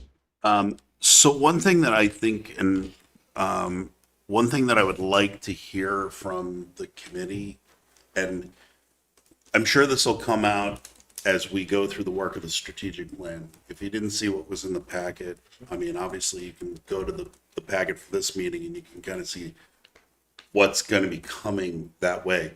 We heard from the community. As a matter of fact, I did participate in that think tank session talking about these kinds of issues. And obviously one of the call outs is this becoming a multimodal city. We have too many roadways that are too difficult to navigate on a bike. I know plenty of people who are just too afraid to get on their bike on certain, look, I live right off West Street. I wouldn't want to necessarily ride my bike down West Street because of how narrow It's not. it is, it can be. So what is that next step? Where do we go? How do we overcome that particular challenge in order to get there? I mean, in an ideal world, I'd love to see that bike path that comes over from Colchester and the one that comes up from Williston, all these connect, right? Yeah. Obviously, there are challenges there. Regardless, I really look forward to hearing from the committee on their input on what we should be looking at, thinking about the direction we should head in order to accomplish that piece of the strategic plan. Again, you can get a preview of it in our packet for tonight. Yeah, I think there's plenty of anecdotal knowledge on the committee that could speak to that, but there's also that, the RPC had run that online survey seeking public input on, basically what the pain areas were in Chittenden County. And I mean, it was, nothing on there was a big surprise. It was the pain points you'd expect, just like you mentioned, coming off of, the Colchester path into here, we basically go straight to sidewalk, or you jump into that 2-lane road and sprint. And that's just a, Yeah, I would like to hear more because I mean, again, I'm not necessarily up on all these particular issues, so I'm relying on the expertise of the committee and others who ride avidly to help keep me informed about, again, do we need protected lanes? Is a painted lane enough, or do you need a protected lane? With all these factors in order to help make our judgments and decisions as we move forward. So, yeah, it's largely going to depend on who you want riding there. When you look at the infrastructure, who are you trying to transport? If you're trying to get, kids and families, Yeah. and you're painting lines on the side of the road, probably not going to get very many. If you're looking for that, then yeah, you probably are looking at protected bike lanes. If you're trying to get, cyclist commuters, you've got a little more flexibility. You can get away with marked lanes and, a decent shoulder. I think a lot of these areas are known. I mean, the West Street to Susie Wilson corridor, tons of work has been done on that. And as far as it comes down to it, it's money. Yeah, I think And that- the state's willingness to pay and how that works out, and Yeah. what people think of the Susie Wilson intersection, what they're willing to change on it. Well, there's, Chris has proposed, and we just kind of considered an alternate idea to that, I think, and it's fine, but. yeah, and I'm aware of that one. I mean, I'm thinking more along the lines of the things that we can potentially control versus the things we can't. That's one that we can't, but, West Street is in our purview. How do we resolve this particular situation to create safety over there? My experience of driving down a road like Grove, I don't know if the residents on Grove face the same challenge that I do off West, but I could see that they might. So I'm just wondering, these are corridors in our community through neighborhoods that maybe we can find a way to improve. And I think, I think a lot of the answers are also unpopular for plowing. I mean, we've heard, there's been all kinds of reasons why some of the traffic calming measures that even communities around us have tried, or communities in other states have tried, the feedback is they're difficult to plow. I mean, we lost a pedestrian island on Old Colchester Road quietly because it was difficult to plow. And I'm not picking on Public Works at all. It's difficult. Yeah. And if it's difficult, it takes longer. And if it takes longer, people have to wait to get plowed out. And that's just one aspect of it. But there's so many more that that's not to be discouraging. Keep bringing ideas. I love the idea. And as Marcus said, there was a lot in there in the strategic planning draft report about pedestrian and walking issues. So please take a look at that. So, I mean, I would promote one thing that's the Bike Walk Advisory Committee has done a fantastic job on. It's the mapping exercise that I will work with them to develop. We now have data to make a map that really shows where the gaps are, where infrastructure exists, where the gaps are, and where there are low traffic alternative routes that are useful and connective that could be good enough if they had just some minor upgrades. that has not been turned into an actual like public facing map at this point. It is kind of on my fun project to do list, but it hasn't quite made it to the top. Although once we have the new planner on board and set up, it is potentially something we might be able to achieve in the coming year. But what that product will show is clearly where the gaps are and where future efforts could go towards. That's fantastic. Y'all are doing a great job. You're a really great committee. Thank you. Thank you. Got his hand up. Oh, sorry. Anybody else here? Harlan, you'd like to join us? Yeah, I agree. A lot of great work, a lot of crosswalks, the RFBs, all looking great. And I'm kind of curious, and I'm glad Marcus brought this up. I mean, you've got that beautifully wide paved walkway coming out of Williston that comes down to the river, and then the one coming out of Colchester. And I got a few things that I want to comment on that. I mean, it'd be beautiful if those were able to continue all the way into our community, right to the five corners to our businesses to support that. And do we know, because Colchester has done some amazing pathways. I don't know if anybody's been out to Mallett's Bay, but they've also done some that same type of walkway all throughout Mallett's Bay to make that connecting. And it seems to me that it's wide enough to put a pickup truck on the plow. And I'm curious if it's wide enough or if it's that wide. And I'm kind of hoping the committee member or somebody, Chris, maybe can answer this for me. Are they making them that wide now? And then it's designated as both a bicycle and pedestrian lane where you can have both those types of traffic on it comfortably? Is that why they're making those pathways? I believe they look like they're about 6 feet wide. And do we know how Colchester, I mean, I might know how Williston did it. They're making an unbelievable amount of money on their LOT, but is there funding out there? Is there highway funding or something? Is that how Colchester has been able to put those all in, or is that just a capital thing that their taxpayers are doing? Does anybody know how those, what I believe or what I feel are wonderful pathways, how they got them in, and are they plowing them with a pickup truck, which goes to that plowing that you guys had mentioned? I've learned a lot about plowing since we've become part of the city and we work with Public Works and plowing.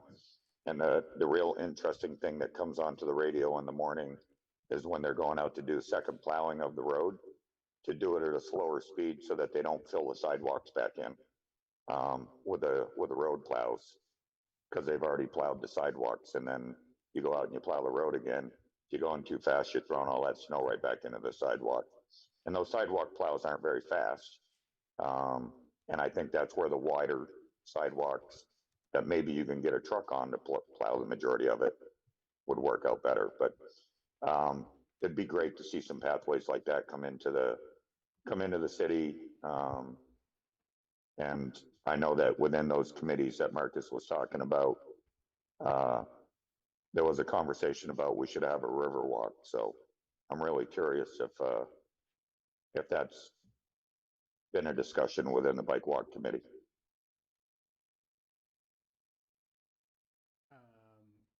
I think we've, for quite a while, voiced that we'd love to continue those paths and have that, real, full community network, that both the RPC and Locomotion have kind of a long-term vision for, but those things don't move quickly. On a lot of these, we bring it up, we find out that there are plans out there for things already documented, but they just haven't been something that is going to be broken ground on for some time.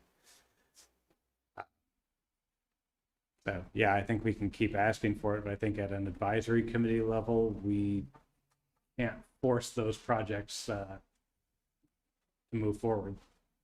Yeah, Harlan, I think V-Trans paid $1.64 million for the 1.5 miles from Lime Kiln to Susie Wilson. And I think that was something like 8 or 10 years to get completed according to this fact sheet. I just Googled it. Yeah, I didn't think that it was anything that we're gonna find some money and start next year. I'm just very hopeful that we're keeping it in the forefront, we're paying attention to it. Absolutely. And we actually believe that we do it. I mean, we've got some unique, as those sidewalks come down through, just the clearance area and the road area and so on and so forth is a little unique where it comes into plowing issues and space enough to put that type of a walkway all the way in through. But I'm just hopeful that we're looking at every way that we can to maybe push them to invest the money into it. And then I am curious, are they that wide for the reason that I mentioned? I don't understand. I understand the benefit of it. The wider, the better. You can definitely get more people through it. But does that designate it as, is it a multi-use path that way where are they that wide for bicycle and pedestrian traffic? So shared use paths are the standard design is 8 feet or wider. This is to allow for two-way bike traffic while there are pedestrians that may be there. I mean, it just gives you the space to not scare the pedestrians out there. I don't think that plowing is typically the rationale for why they are made so wide. And actually, I believe V-Trans that uses a sidewalk plow over there, not a pickup truck. They don't plow the entire 8 to 10 foot width. They, like in the winter, you end up with just about, I don't know, 5 or 6 feet. All right, great. Thank you. Thanks, Harlan. Is there anyone else on Zoom that has any comments on this agenda item on the bike walk committee? I'm not seeing any. I'm not seeing anybody with their hand up in the room. Did have one final item. We do have some staffing turnover coming up this year. I'm finishing my final term with the committee, and we had 2 others that aren't re-upping as well. And then we had one who has been hired by the city. So there will be a push to recruit coming up here in June, July for 4 positions. Okay. Now note that the policy right now for the committee is that there are 8 seats, which is a kind of weird number of seats for quorum reasons. And if it comes down to it, if it's if it's difficult to fill the positions, if we don't have enough volunteers, it may be necessary to come back to a city council to request a change. Makes sense. All right, thanks. And you, thanks for everything you've done. Hopefully we'll see you before your term ends. All right, sounds good. All right, thanks. Thank you very much. Thank you. All right, which is a great segue into discussion and consideration of regional committee appointments. So we have got a whole memo here, but really you've got Mike Sullivan online specifically for his appointment to the Chittenden Solid Waste District. And I don't know if you want to just go ahead to that interview Sure. right now first. It's past my bedtime, right? Me too. Me too. Gonna ask you 2 questions. Answer them correctly, you're in. I'm kidding. Okay. I'm kidding. How's it been going on the board? What's been happening with the organization? It's good. It's good. It's a large board. It's a large regional board, as you know. It very little of it impacts Essex Junction particularly. So it's listening and learning. Whoops, I lost my video. Did I lose my audio? Maybe not. Anyway. Okay. So no, it's been good. It's been easy. It's a fairly good part to participate in. I am looking forward to the new MRF that they're building, and that should be quite exciting. And I'd really like to see how much more recycling that gets done out of that. It's yeah, and composting looks really good. So yeah, no, everything is copacetic. Marcus, I think you have a question. You have a look on your face that you have a question. Mike, I got two questions for you. First off, I would like, if you don't mind, if you can expand a little bit further on the MRF project, where it's at. And then also I'd like to, because you mentioned composting, and CSWD has a number of programs for that communities can learn from, participate in, things like that. Are there programs specifically that you think Essex Junction can take more advantage of? As far as the meeting is concerned, as far as the composting, I cannot say that there's anything that is odd or particularly that we could take advantage of. Most of it's done by either the commercial vendors that take pickup, which is what we use. But a lot of it's, I think the return of the effort is a lot of the people are participating in keeping the food out of the landfill. So I'm going to extrapolate from that and say that you believe then that the residents of Essex Junction could probably use some more education along the lines of how to handle their waste, specifically organics. I would say, yeah, absolutely. You can always, it's education is never something that's wasted, I think. Yeah. And what was the update on the MRF? Can you expand on that a little bit, where we are with that process? The MRF is due to come online or hopefully in 2025. A lot of the effort has been done about the placement of it and the funding of it. It looks like it's all quite good. Thanks. I'm good. I appreciate Mike and his willingness to serve, and I believe that he has the background and is quite capable of representing us very well, so I have no apprehensions about this. Okay, Amber? No? Okay. Mike, I appreciate you serving on the board, and thanks for putting your name in to continue. We appreciate it. And thanks for waiting this evening. You're welcome. Regina, you started to answer something around the education, I think. Did you want to? Yep, just wanted to let folks know, if they don't know, that we did do a whole Junction City News with CSWD on composting. So we have got that if folks want to learn more. I saw that. The outreach coordinator that you were, she's relatively new to the position, but she was very good. Yeah. And I didn't know this existed, but she's got a master composting, much like master gardening. There's a master composting license, certificate, not sure, but Okay. yeah. Okay, so the rest of this memo talks about your other committee appointments. Down the right side are the next steps for the particular boards that we have to consider. So both the board members for general board members for CCRPC, also the particular planning advisory committee seats are in there. Chittenden Solid Waste District needs to be reappointed.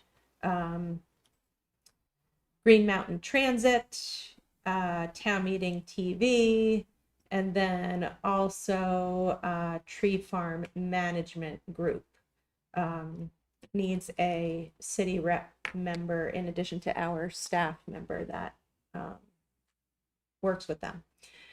So Let me just share my screen real quick, just so these names are up. But essentially, here in the memo, we have recommended folks for the majority of those. Some are, we don't have a person for right now. So, mind my scrolling. You've got a recommendation here. First and foremost, if the only one that absolutely needs to be done tonight is the Chittenden Solid Waste District. We can do more if you're ready, or we can continue to advertise and think about what and who you want in these positions. The motion is there for all of them, but just so you're clear, the deadline for tonight is Chittenden Solid Waste District, but really these have to be done in June, the rest of them.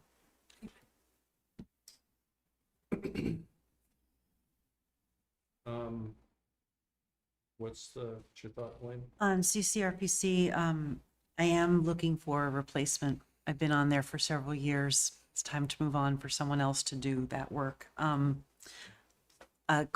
Chris is gone. I would be really grateful if the PC and the DRB were made aware that I'm looking for someone. Okay. I'm hoping to talk to one of the members of the DRB soon, but I need her email address. So I'll ask if you could get me Kristen's email address, that'd be helpful. Okay.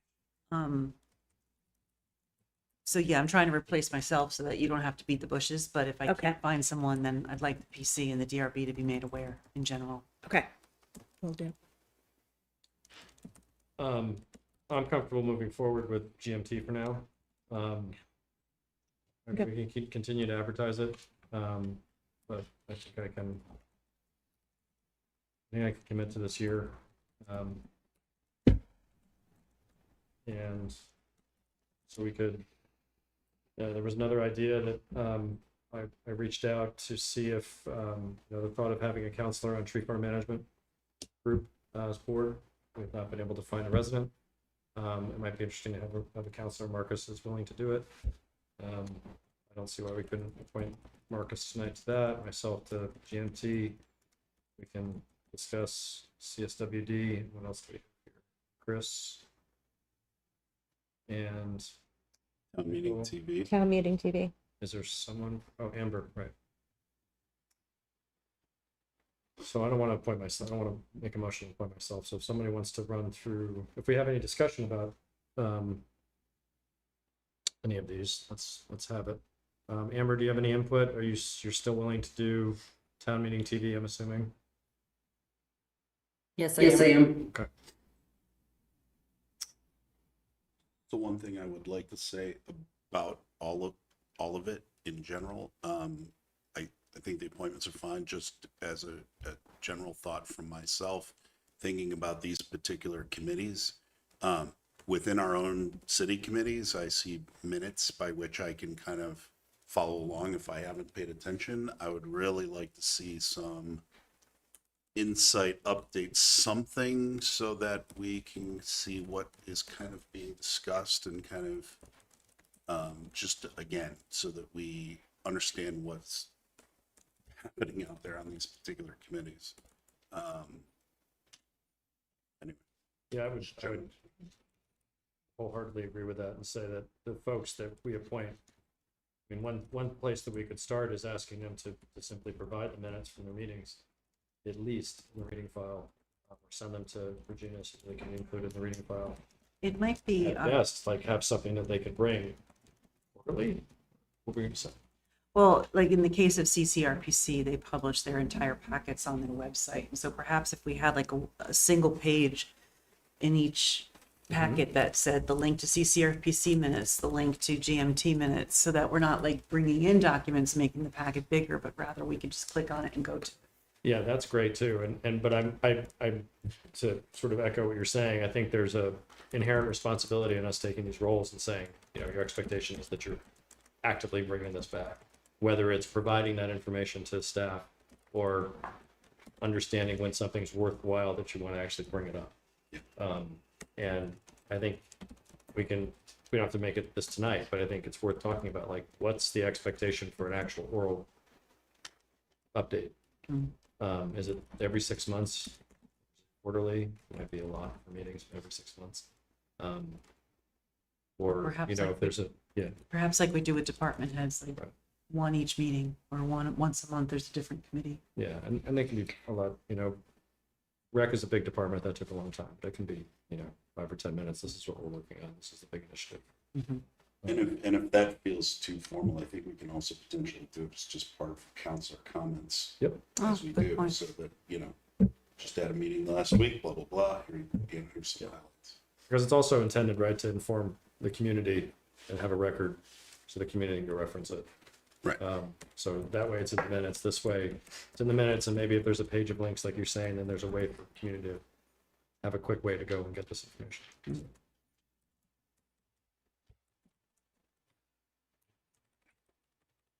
All right, well, if there's no, how are we feeling about the CSWD appointment? We want to talk about that another time, or are we ready to make an appointment on that? I'm ready to make the appointment. Does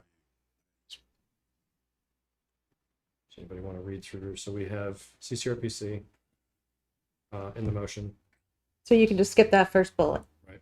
Everything else. I can read it.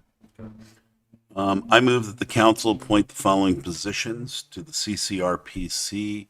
Sorry, the first bullet I'm missing. Yep. No, but the PAC, right? CCRP. Sorry. So appoint the following positions to the CCRPC PAC. Appoint Chris Ewan as representative and Michael, how do I pronounce that? Gugier? Gagari, okay, as an alternate to the Planning Advisory Committee for CCRPC. I'm sorry, Michael. To Chittenden Solid Waste District, appoint Mike Sullivan as representative and Amber Tebow as alternate. Green Mountain Transit, appoint Raj Chawla as representative. Town Meeting TV, appoint Amber Tebow as representative, Marcus Serta, myself as alternate. And to the Tree Farm Management Group, appoint myself, Marcus Serta, as representative. I'll second. Great. Any further discussion? And we're hearing none. All those in favor say aye. Aye. Aye. Motion passes unanimously. Thank you all. I think we are down to the final item, discussion and consideration of road extension request from Gabe Handy. Thank you for waiting all this time. Sorry, this was a tough meeting with lots of. Sorry for giving stomach growling here. Yeah. Okay, let me stop sharing and I can pull it up. But essentially, as an intro, you folks saw in your memo that the Cherry Street is an access way into the Big Lots parking area. Sorry, I can't speak words and find this at the same time. Here we go. Let me share it.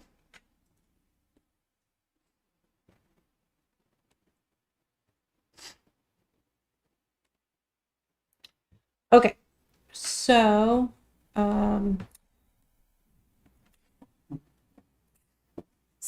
South Summit Street, Cherry Street, Big Lots is back in here. Cherry Street is a public road for a certain extent back through here, but then it becomes the private lot associated with this development. In order to subdivide this lot off, it needs proper road frontage in accordance with the zoning district that it's in. And so you need, the request is to extend the public road in order to make the frontage work.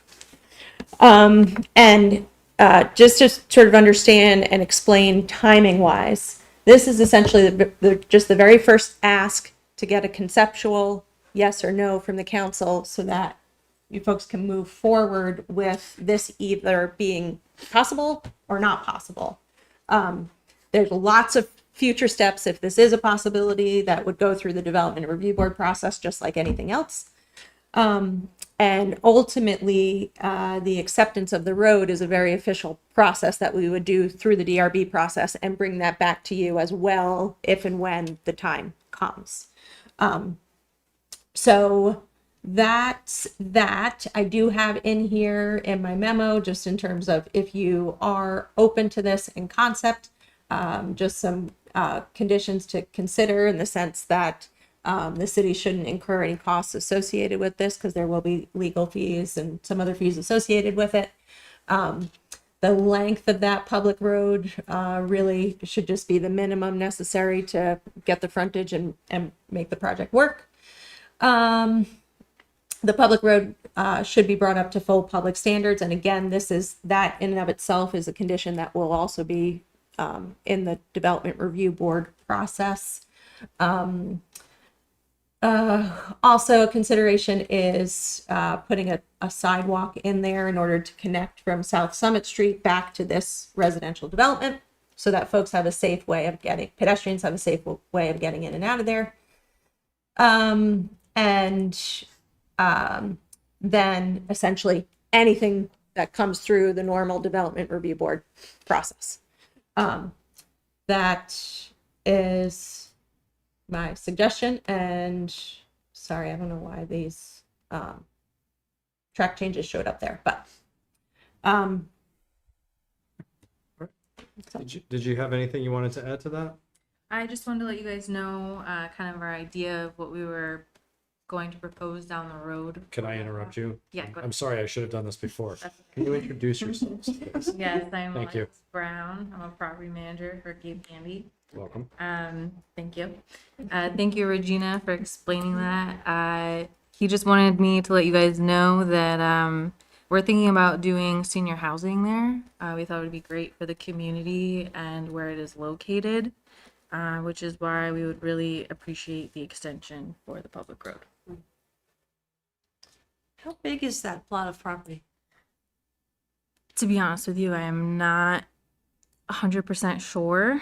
Originally, it was a part of the bank, and then the bank sold it to the previous owner of the shopping center, which then we acquired. My guess would be about a half an acre. Okay. I drove through it today just because I remember it being small, and it is bigger than I remember it being. I will say that. Like I said, how are we looking at subdivision of this parcel and this, but it is bigger than I remember. That if I closed my eyes and thought about it, it's so. Well, each of those parking spaces is probably 6 or 8 feet, so 1, 2, 3. Yeah. Oh, good point. I'm not gonna count. We were thinking about doing the parking across from the proposed housing lot. Adjacent to the apartment, Yes. current apartment. Yeah, because that was gonna be my question. Would we then get another application for subdivision for across the street from that? Most Which I guess would be available if this were a frontage, but, Correct. You're talking about the paved portion on the south side of the street or the, right, below it, basically, to the left. It's already pre-existing parking anyways. Yes. Any other thoughts? I think my initial thought, it's not about opposing this, and I think this is reasonable as it sits. I think my initial thought, and maybe this is my brain going wanting symmetry, like I kind of want that property then on the other side that's now parking lot to also become, I would hope at some future date that maybe that gets subdivided. Housing gets put over there as well in some form or fashion. But That again, would be about. that's the not area a demand. I'm just, I would have said green space, yeah, Yeah. replace the green space. yeah. That would be about the area where the Burlington Telecom and stuff is stored right now. Exactly right now, yep. Currently. But by doing that, you're gonna be limiting parking. Which would limit the businesses next to the shopping center. Or in the Understood. shopping center. Anything else? Amber, let me switch over to Zoom. Did you have nothing? Okay. All right. concept is an interesting idea. I mean, I think this is a lot of what we're gonna see with infill development, Yeah, exactly. like creative solutions, right? So, I think Essex could really use some more reasonably priced senior housing. I know our Park Street project is, we still have probably 50% commercial tenants. From 2019. Very, very long term. Let's face it, they can't find anything better price. What are the rents there? If you don't mind my asking. One bedroom right now is about $13.50. Heat, air conditioning. $13.50 with utilities included. Can't touch it. Okay, well, if there's no further discussion, I can make the motion just to move us along. Was there anything else? No? Okay. I move the city council authorize the city manager to continue discussions with Mr. Handy on this conceptual public road extension for Cherry Street under the conditions herein, including but not limited to an official public road acceptance process that will come back before the council at a future date. Second. For the discussion, what it didn't do. Can I rescind my motion? Thank you. Who seconded? You did? Okay. Is there anyone on Zoom that has any comments or questions on this agenda item before we move forward with council action? Just looking on Zoom. I'm not seeing anyone in the room. I'm not seeing anyone raise their hand on Zoom. So with that, I will repeat my motion. Move the city council authorize the city manager to continue discussions with Mr. Handy on this conceptual public road extension for Cherry Street under the conditions herein, included but not limited to an official public road acceptance process that will come back before the council at a future date. Second. Thank you. All those in favor say aye. Aye. Motion passes unanimously. Appreciate it. Thank you. Thank you for waiting. Thanks Appreciate for it. waiting. Okay. That is all of the business items. Yes.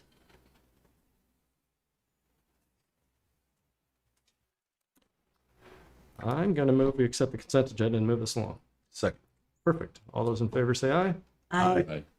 Motion passes. Council member comments and city manager reports. Would you like to go? So for me, just want to report from the police department that this says excited to announce the retirement. I think there's probably a lot more emotions beyond that for the retirement of Lieutenant Robert Kissinger after over 30 years of service, with 24 of those here in Essex. So his last day is going to be next Friday, the 31st. Yeah. Will they keep us apprised of any? Yes. Okay. Yep. And then also we have another wastewater license. Jason Kluza passed his grade 5 wastewater license, which after being in the field for only 2 years, and it's the highest level of license you can obtain. So that's really awesome and exciting. Fantastic. Congratulations. And to just address a question that came up earlier, it looks like the Crescent Connector email said there will still be more paving tomorrow. Okay. So not quite finished with that today. Okay, great. Memorial Day Parade, Saturday. Yes. Events kick off at 9:30 at 5 Corners and 10 o'clock parade start. Who's seeing that? Someone Radio with voice.